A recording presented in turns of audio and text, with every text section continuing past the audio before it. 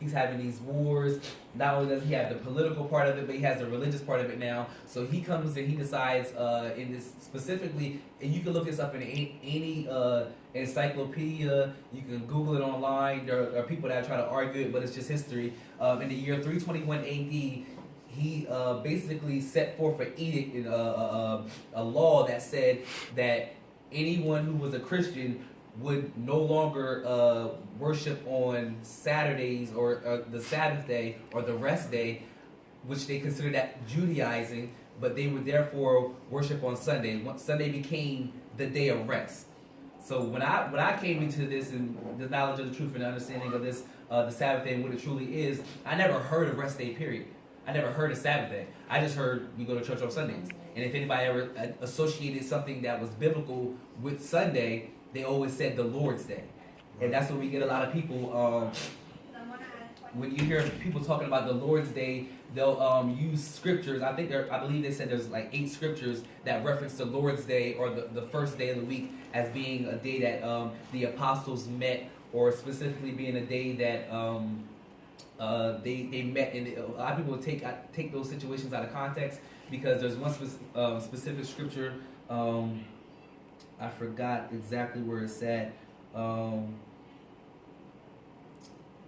I forgot it. One of the apostles was asking the people to. He was asking that the monies be collected on the first day of the week. So when people heard that, and that scripture speaks in that instead of collecting money on the first day of the week, they're thinking, okay, they're in church, they're collecting offering.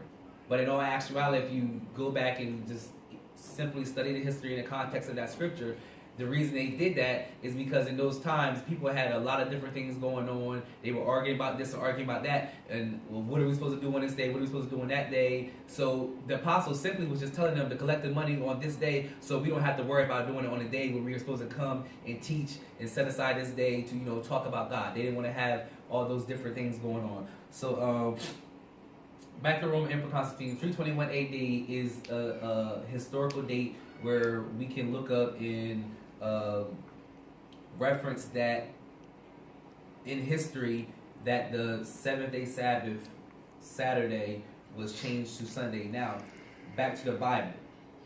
You have Genesis 2, 1 through 3. Can you read that?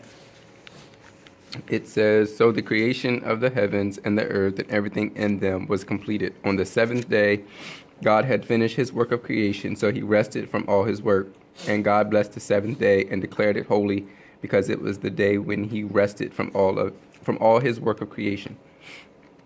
Okay, so does anybody hear anything about Saturday or Sunday? Say that again. Did anybody hear anything about Saturday or Sunday?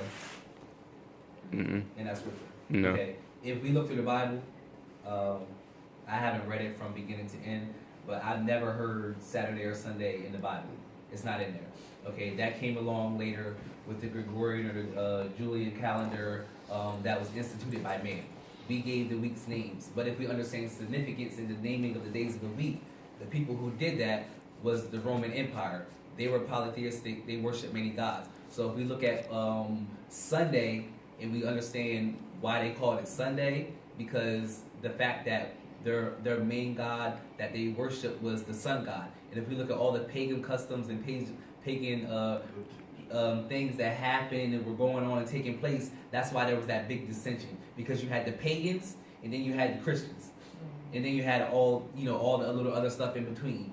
And if, like I said, if we that's why I love history so much, because like when we look at the Bible, we just think about supernatural stuff. We just think about the miracles, and we just think about those things which we are supposed to understand. But we have to really put it in context that this stuff really happened in real life. Right. People really lived during this time. There were political battles, there were religious battles, there were racial things taking place. All in context have to do with the Bible. So when we understand that why Constantine did what he did, he was just trying to settle the dispute in his kingdom. Right. He was trying to bring an ease to the situation, but the big part of it is the spiritual situation, or the spiritual part that he had in it. When he was in battle, you know, and he's hearing about these different gods, and he's hearing about these different things going on. When he was in battle, and I don't know if I've seen this in movies, like somebody's in battle and they're fighting, and then the only thing they got to do, where's Alonzo? He went back to the house. Oh, he's calling me. I don't know if I'm trying to talk to him now. But basically, what he was trying to do is, all he was trying to do was win a battle. So he's just decided, okay, you got these you know, I've been with these pagan gods, and this is not working. So let me go ahead and try this Christian god, or this Hebrew god they're talking about. And the fact that he won that battle after they say he got down and he prayed, that's basically when he changed his faith to saying he was going to follow Christendom. You know, or back in those times they called it Christology. You know, believing in Jesus and who he is, and he being the Son of God, and the Hebrews and things of that sort. So, understanding that in context, you understand better how this, as we look at it, just being a spiritual thing, played into the history, you know, of the world in itself.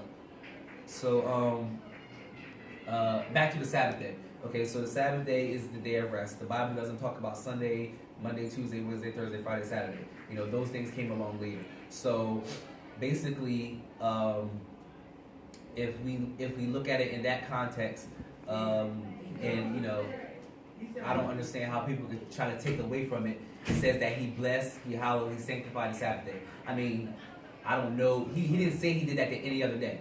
You know, he didn't do all of that to any other day. So the fact that he did that on that specific day, you know, and he's God, he's eternal, he's omnipotent, omnipresent. He specifically said that he rested on that day. That shows the significance and importance of that day.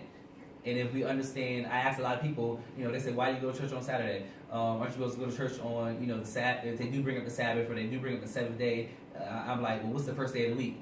And they look at me like, and they go to say it, but then they realize, well, if I think about